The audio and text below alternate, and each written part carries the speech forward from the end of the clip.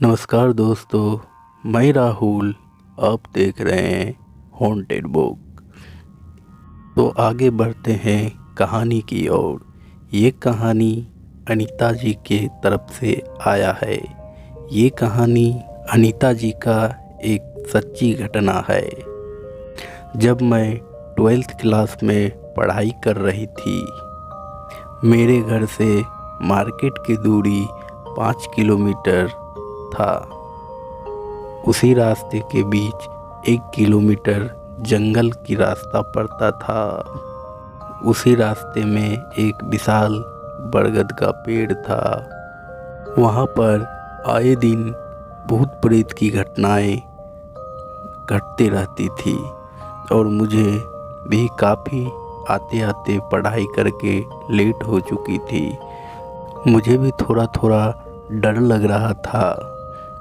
जब मैं वहाँ बरगद के पेड़ के बाजू से गुजर रही थी, तब थोड़ा बहुत सुगंध कुछ चीज़ की आने लगी, जैसे खूबसूरत परफ्यूम का सुगंध हो।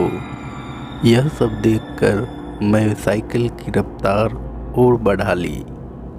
तब मुझे लगने लगा जो कोई मेरा पीछे कर रहा है। फिर भी मैं डरते डरते कैसे भी करके अपने घर तक पहुंची और खाना पीना खाने के बाद और मैं अपने बेड पे जाके लेट गई। मैं बेड पर लेटी ही थी कि इतने में फिर से वो सुगंध आने लगी।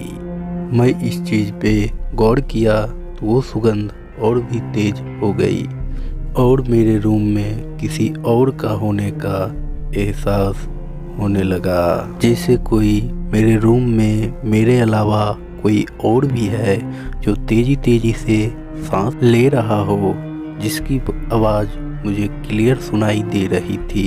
फिर भी मैं डरते डरते साहस करके पूछा। 2 से 3 बार पूछ चुकी थी, लेकिन जवाब में कुछ भी नहीं आया।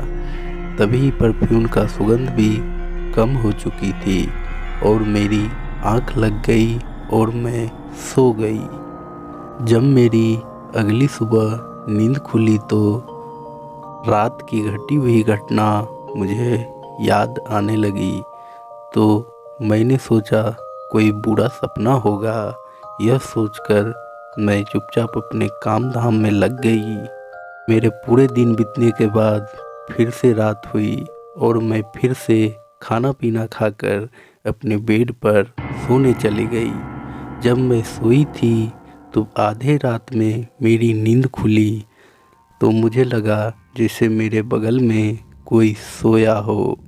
मैंने जब नज़र इधर उधर किया तो मैंने पाया एक खूबसूरत सा लड़का मेरे बाजू में सोया है।